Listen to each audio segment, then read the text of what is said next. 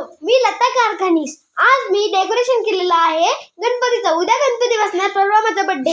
या आनंदानेच मी हे सगळं डेकोरेशन केलेलं आहे. आणि ह्या डेकोरेशन मध्ये मला कोणी हातभार लावलेला नाही.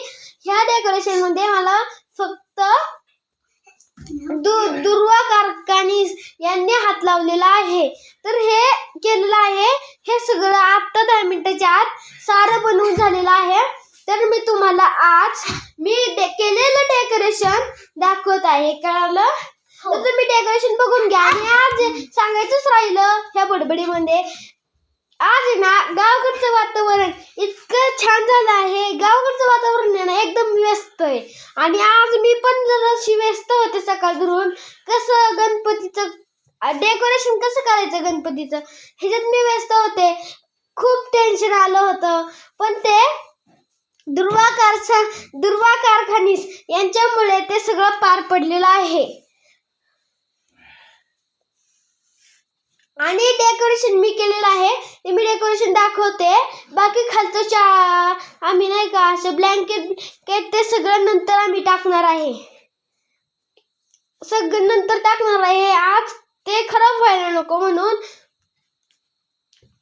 सगळं ब्लँकेट आईनी ते ना सगळं मी हे केलेलं आहे. आणि ना माझ्या अंगावर फुटे आलेले आहे. आणि मग मी ते डेकोरेशन तुम्हाला दाखवते.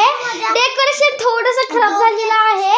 ते डेकोरेशन ना एकदम छान आहे. आणि हे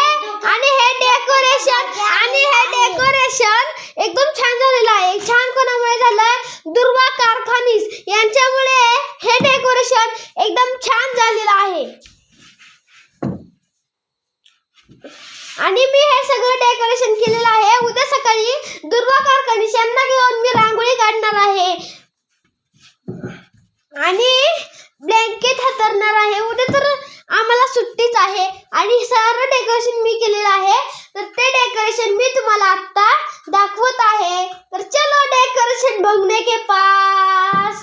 दुर्वा कारखानीस खाल में उतरो. किस्सा